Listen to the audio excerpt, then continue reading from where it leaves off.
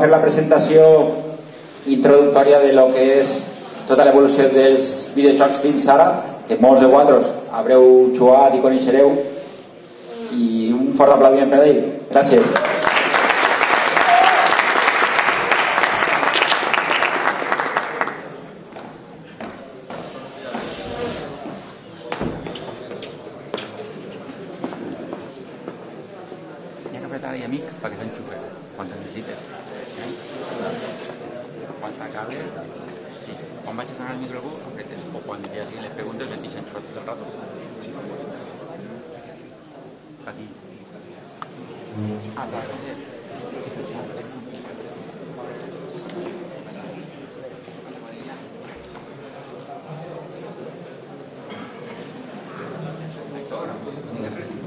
Bueno, buenos días a todos. Soy Aarón Rodríguez, profesor de la Universidad Europea de Valencia, paladín nivel 80 en World of Warcraft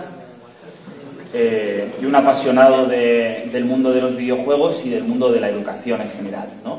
Bueno, por comenzar por algún lado, quizá ustedes recuerden aquellas viejas salas recreativas de los años 80, ¿no? Entonces, en aquellas, la chavalería del barrio, pues nos reuníamos en torno a unas máquinas generalmente destartaladas para fundirnos la paga semanal.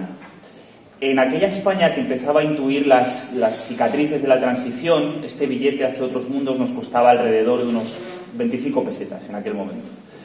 Esta mañana, a este teatro, yo he traído algunas de las monedas que me sobraron de aquellas pagas semanales y he decidido compartirlas con ustedes metiéndola en esta especie como de máquina del tiempo reflexiva que les voy a proponer.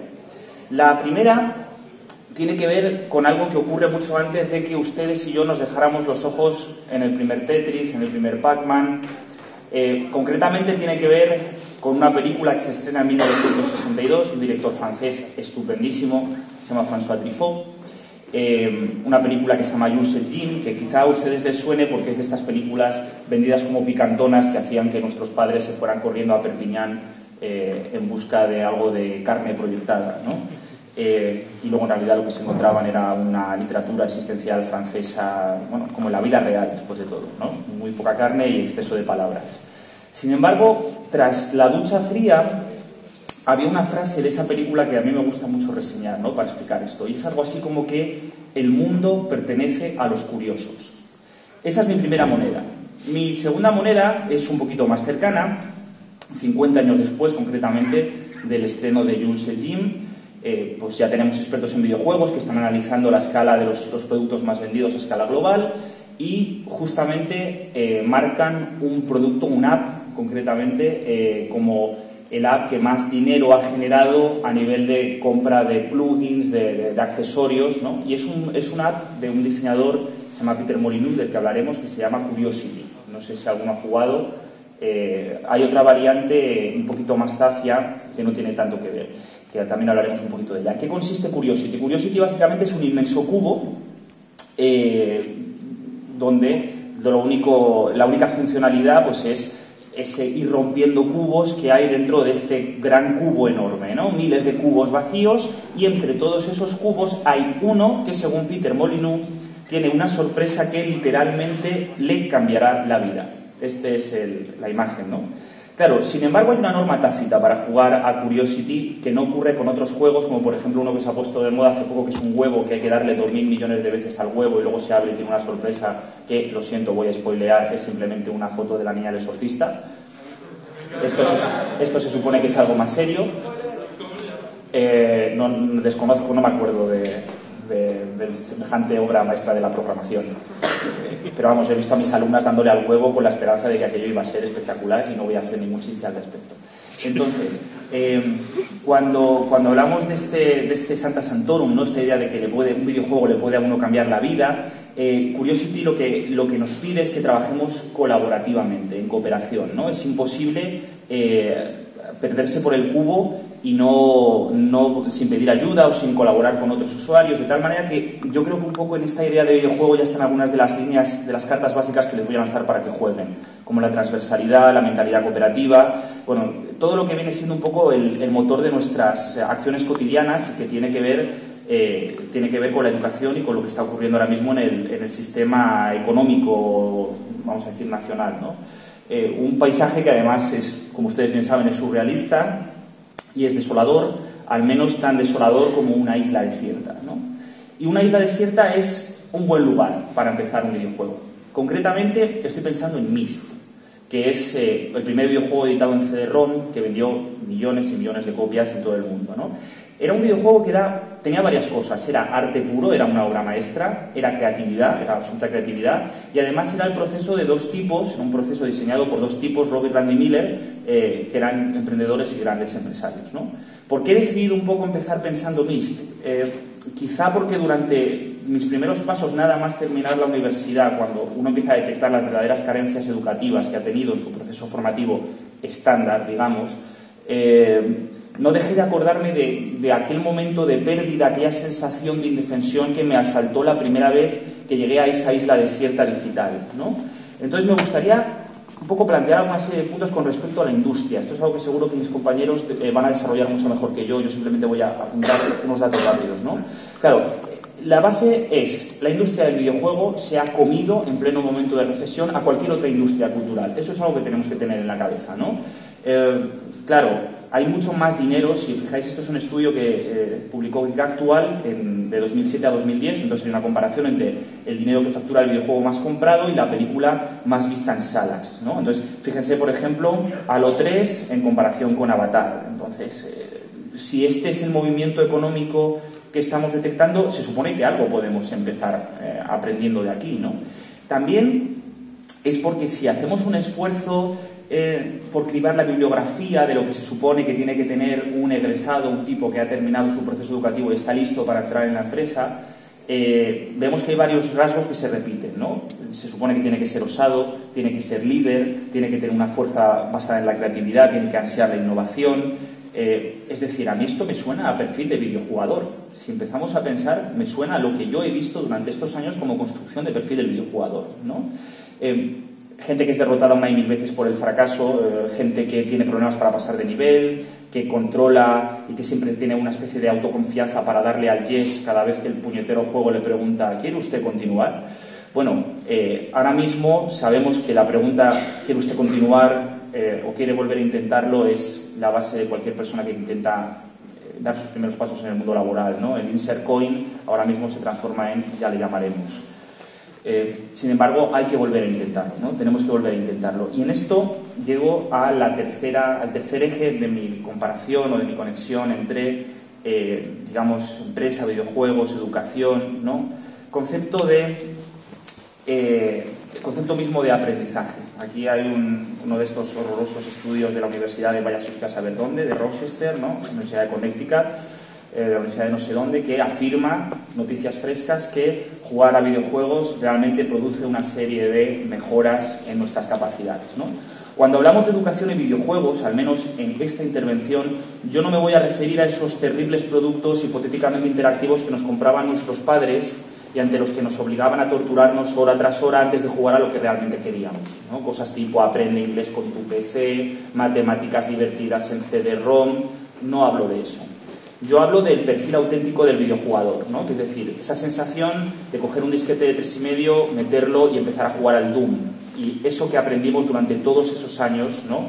Y que contra lo que se pensaban nuestros padres, ha resultado que estaba lleno de sentido, que nos proponía llena de sentido. Para entender esto hay que entender un poco la categoría de lo afterpop. Cuando yo he introducido la palabra afterpop, nosotros en líneas generales ya somos una generación afterpop. ¿Esto qué quiere decir? Explicado muy rápidamente.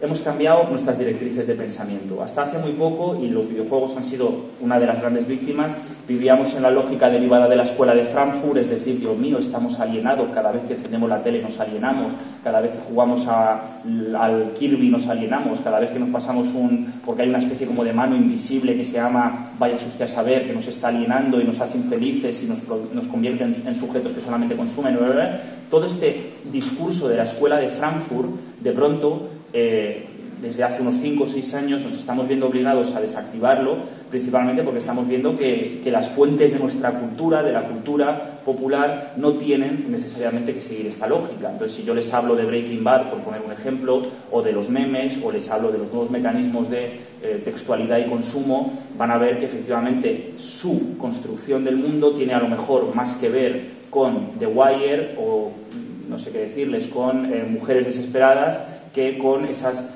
grandes y sesudos estudios que están, digamos, empezando a notar una desconexión con los perfiles reales, y ya de la empresa, por supuesto, ni hablamos. Entonces, uno de los rasgos del afterpop es coger los materiales que nos construyen, en este caso los videojuegos, para pensar cómo realmente impactan en nuestra conciencia cotidiana, sabiendo, por supuesto, que hay una lectura crítica detrás y que deberíamos hacer una lectura crítica, ¿no?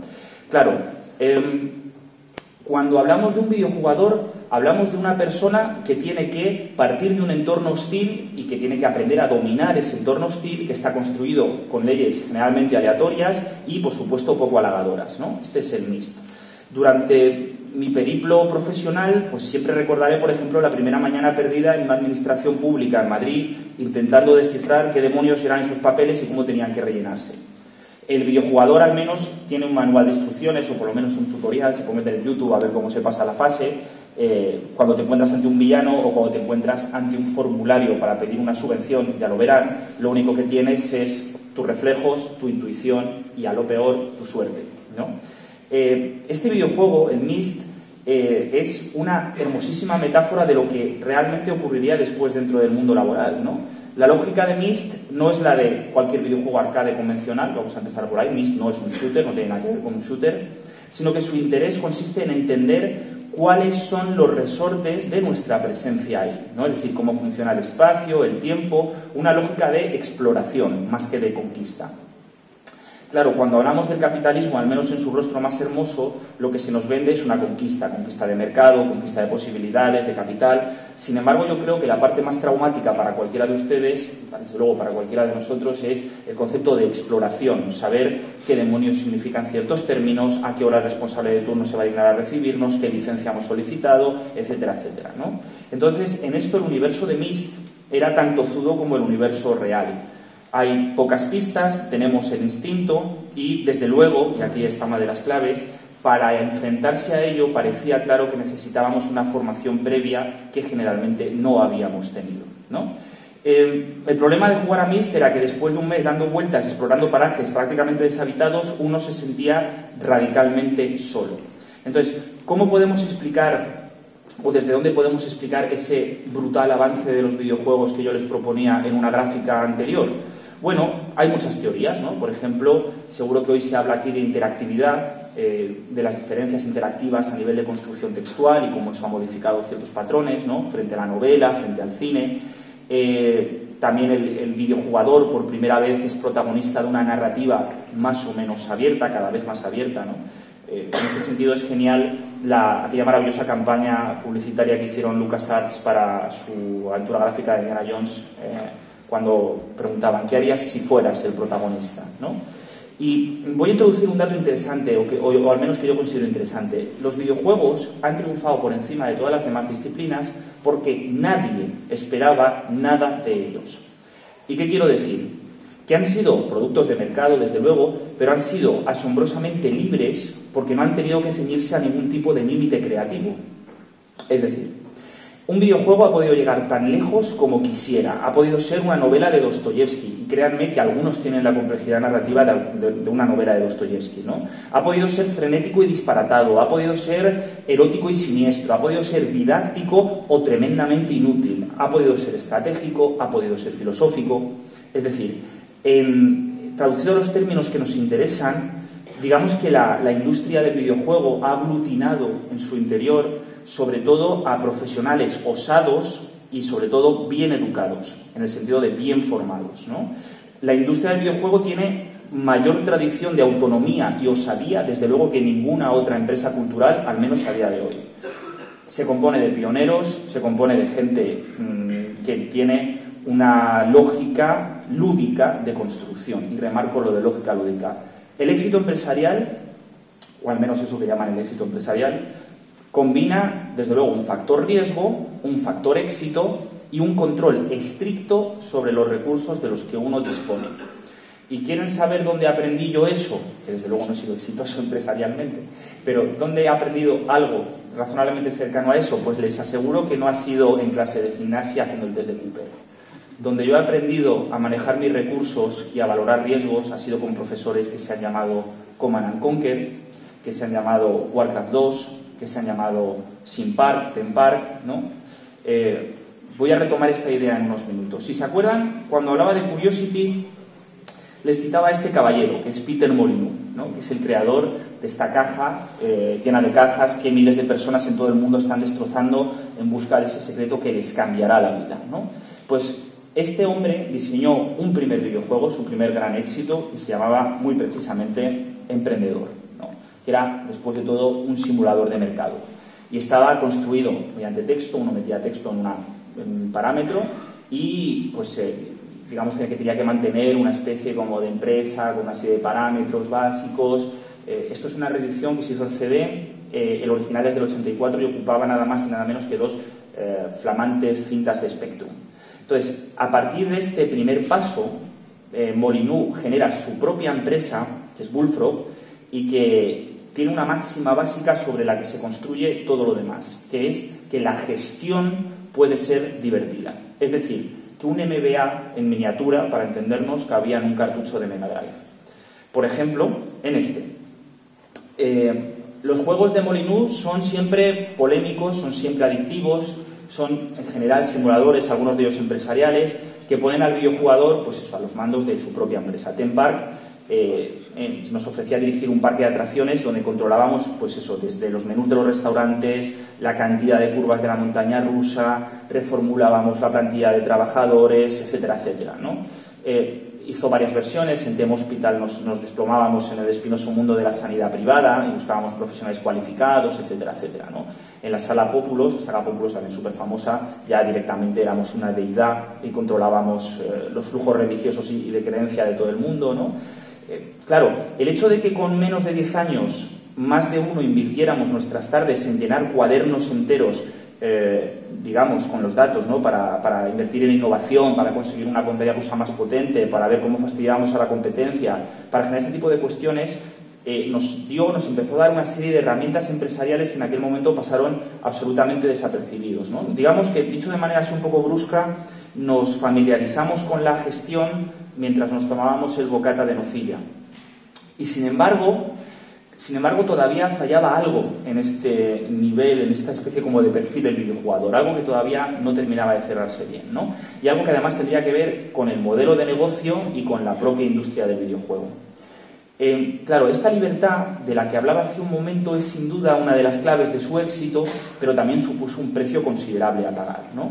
¿Por qué? Porque por un lado, y esto ya ustedes lo saben, los medios mayoritarios de comunicación opinaban hasta hace muy poco que el videojugador era una especie de asesino en potencia, sediento de sangre, inadaptado, con grandes problemas de integración social, incapaz de conocer el mundo que le rodeaba, ¿no? Si uno sintonizaba la tele en Navidad hasta hace muy poco, y de hecho sigue ocurriendo en según qué canales, lo que se encuentra es el maravilloso reportaje donde nuestras madres y nuestros padres, después de verlo, pensaban que en lugar de que estábamos aprendiendo gestión, lo que tenían que hacer era llamar al exorcista.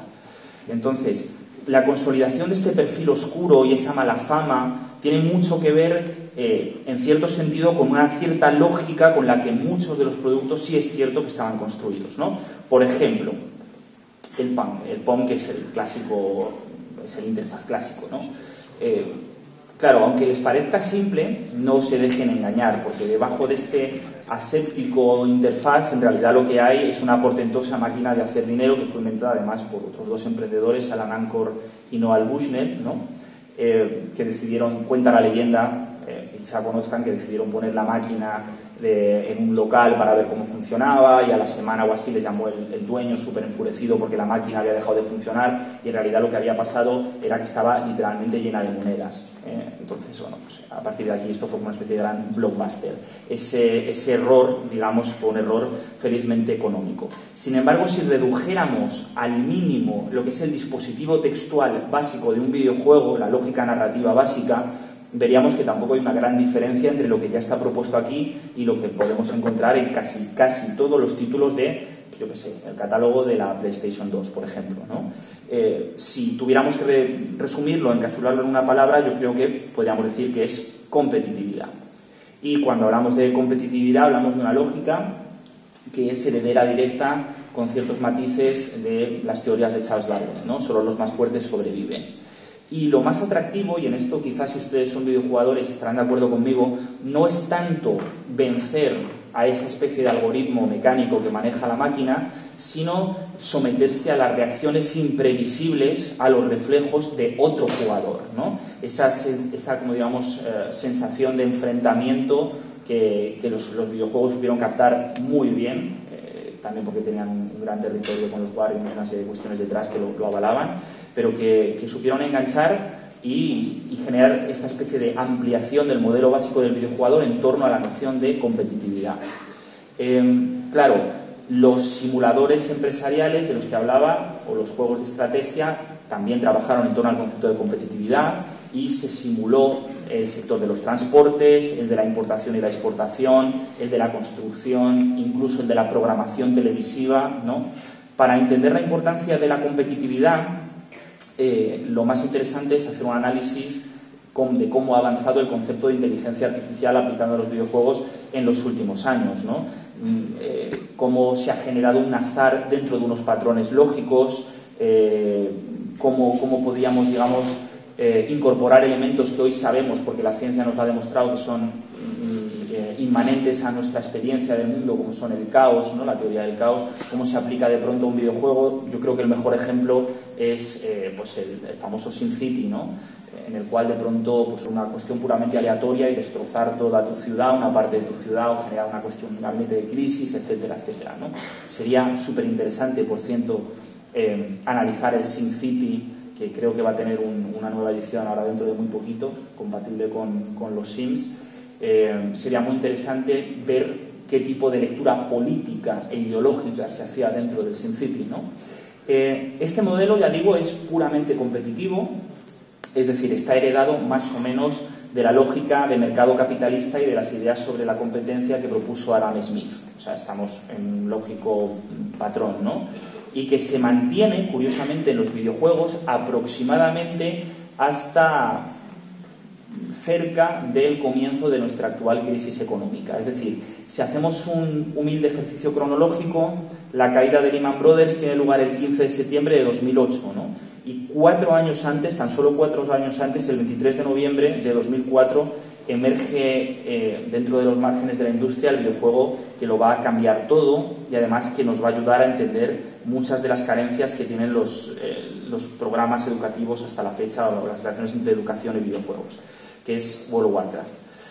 Claro, hablar sobre World of Warcraft ante un público que quizá no está familiarizado con este programa puede resultar difícil, sobre todo porque corro el riesgo de que no me crean.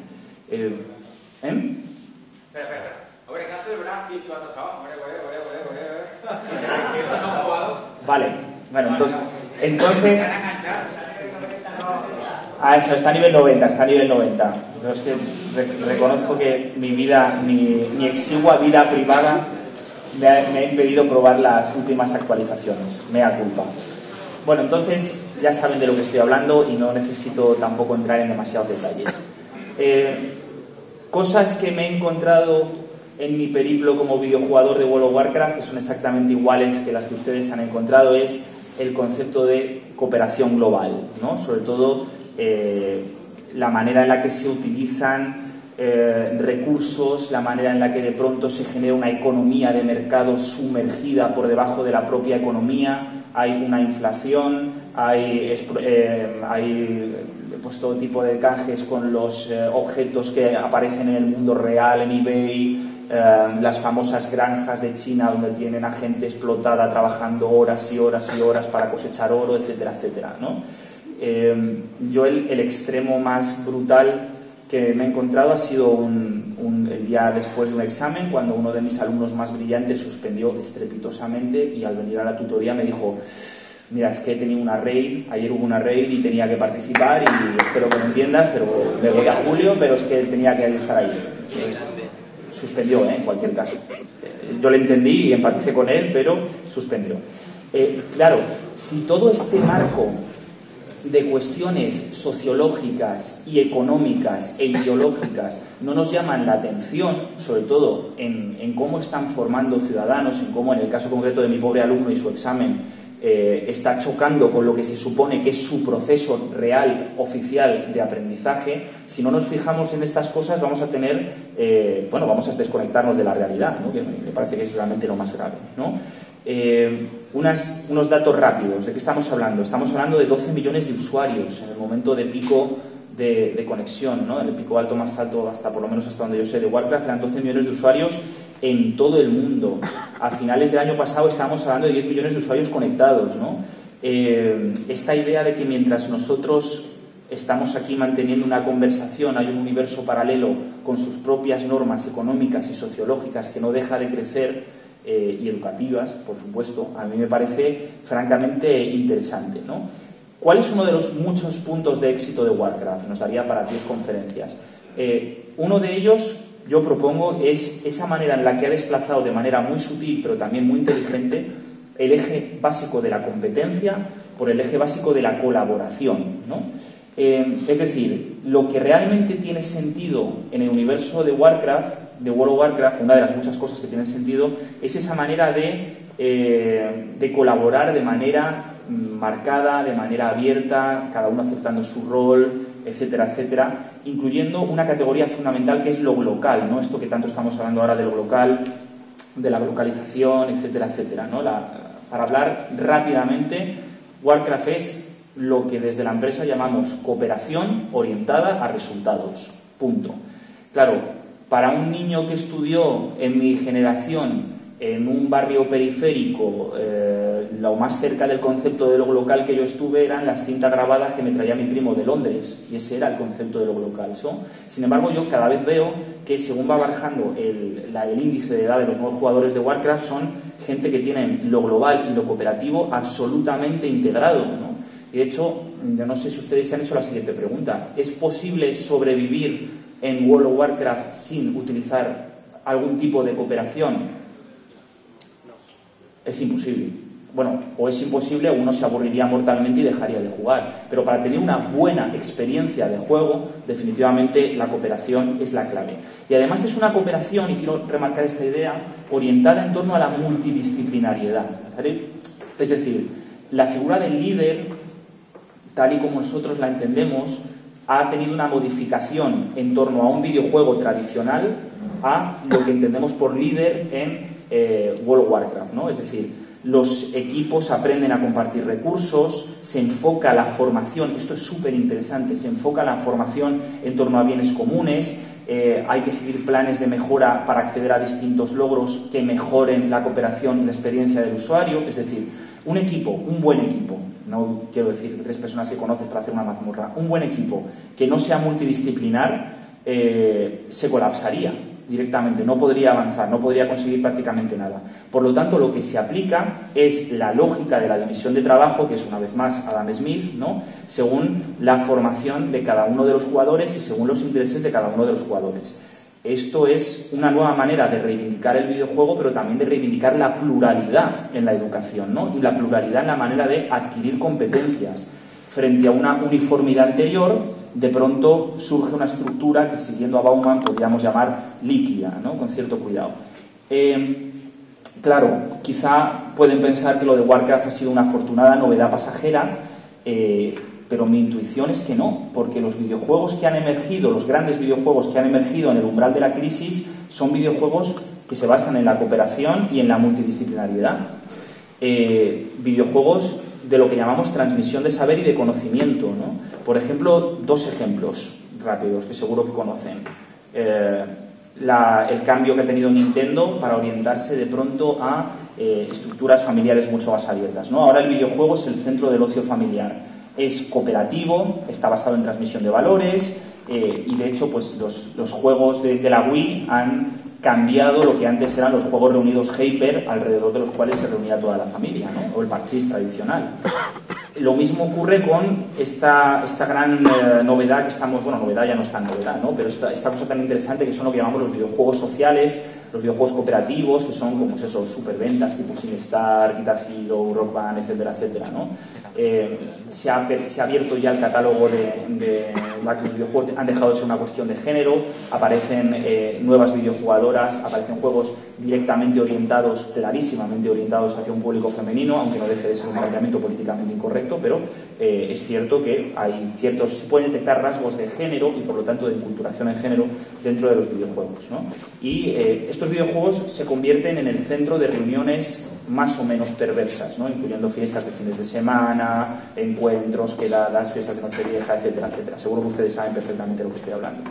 En cualquier caso, la lógica de estos videojuegos incluye la cooperación y la transversalidad. Pues, por ejemplo, en Rock Band, donde cada uno de los distintos videojugadores asume un rol cooperativo según si le apetece tocar un instrumento u otro, es mejor tocando un instrumento u otro, está más formado tocando un instrumento u otro, etcétera, etcétera.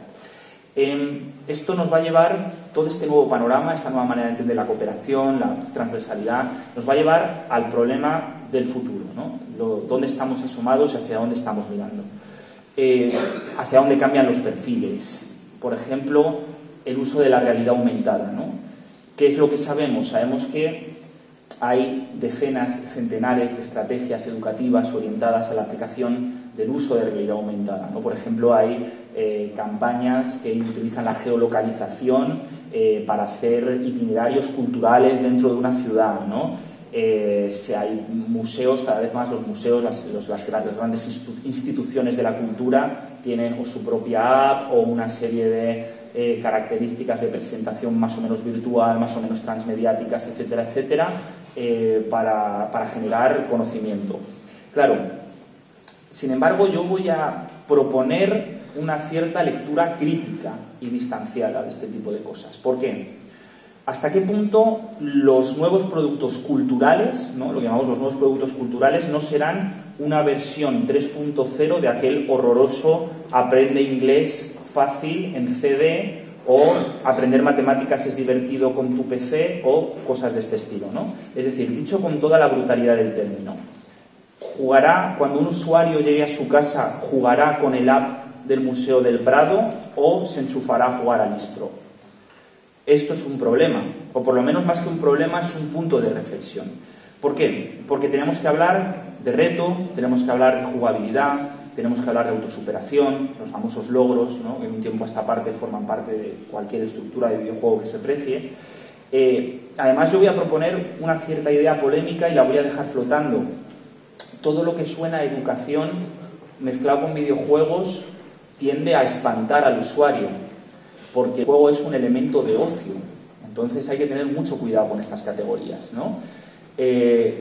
La asociación que yo veo más clara en este momento es un triángulo entre usuarios, pedagogos y diseñadores de videojuegos.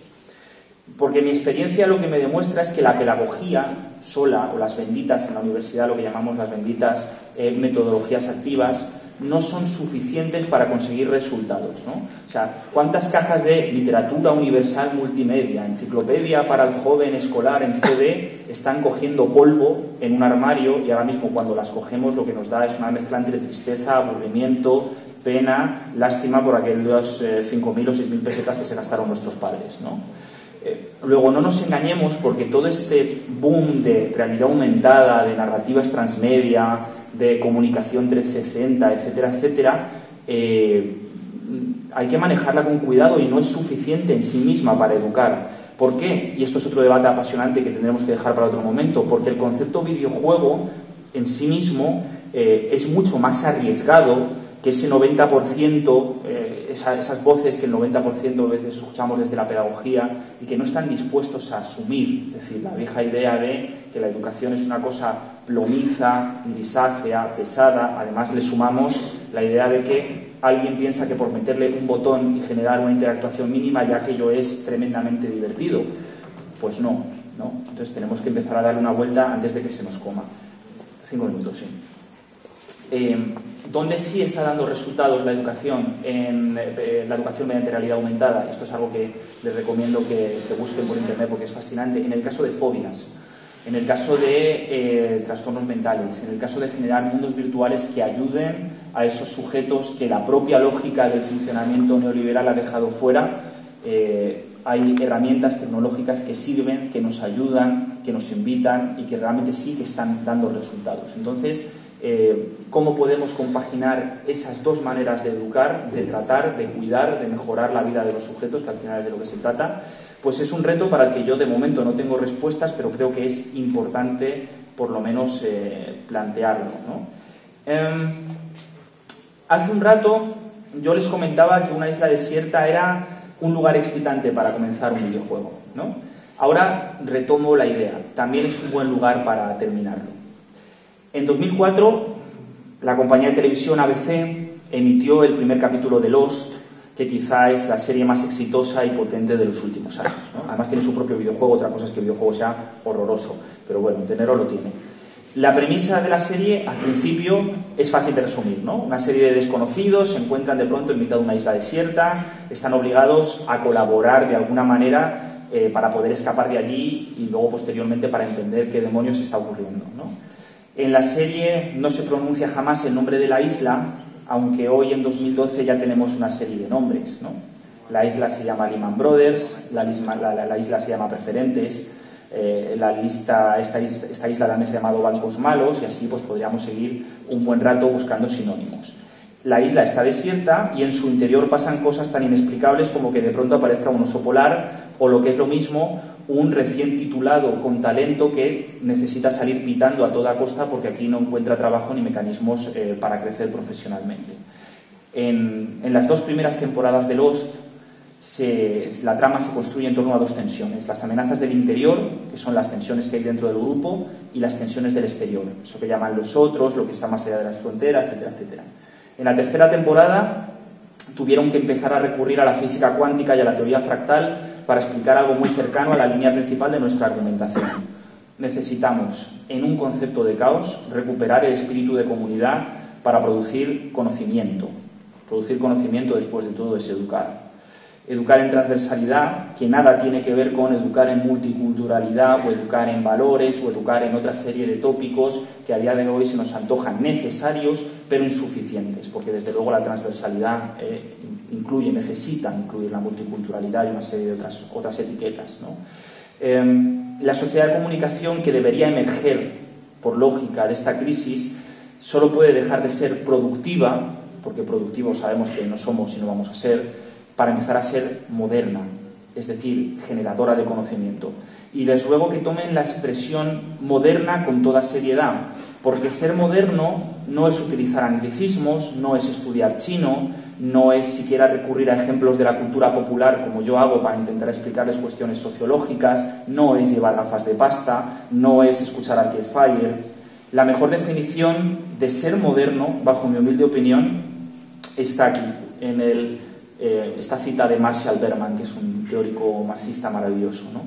Ser moderno es encontrarnos en un entorno que nos promete aventuras, poder, diversión, crecimiento, transformación de nosotros mismos y del mundo, y que al mismo tiempo amenaza con destruir todo lo que tenemos, todo lo que conocemos y todo lo que somos. Esto que Berman llama de esta manera, desde otros lugares se ha llamado variable de determinación, teoría afterpop, pensamiento postcéntrico, en fin, hay miles de nombres. Es lo que los videojuegos han llamado simple y llanamente modo cooperativo. Podemos desarrollar todas estas teorías, pero nos llevarán siempre al mismo punto, ¿no? Que es esa isla desierta en el cual nos estamos mirando y estamos intentando preguntarnos ¿y ahora qué?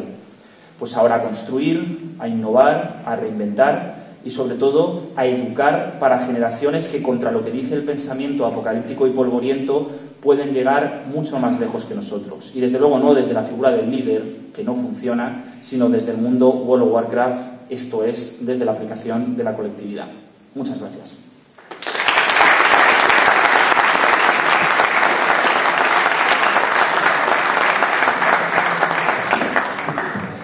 Ara vaig a repetir la temàtica del sorteig, és a dir, com heu sabut, han vingut ara els companys de Castelló a última hora i no ho saben.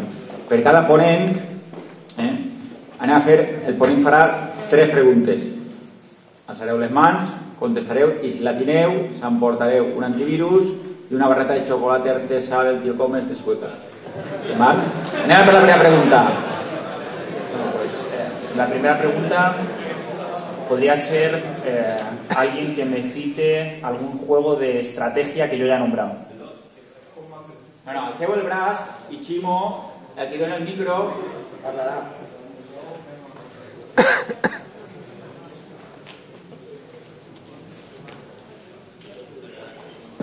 Va, sort. Va, el compte diuen? Javier. Pregunta-li Danés. D'on vens? Sativa. Molt bé, repetís la pregunta, Raúl. Aaron. ¿Algún juego de estrategia que yo haya nombrado? Command and Conquer. Perfecto. Escucha. Otra pregunta. ¿De qué era el bocata que me comía cuando jugaba al Tempark?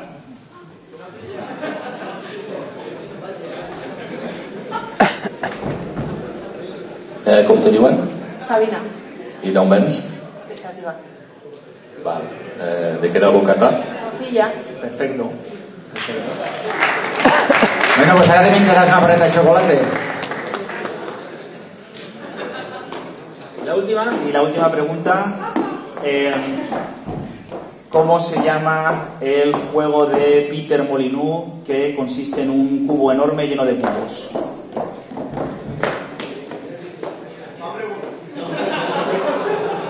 Li feu aquí de... Val. D'on vens? Silla. I com te diuen? Didac. Val. Pots respondre a com se diu el videojoc? Curiosity. Perfecto.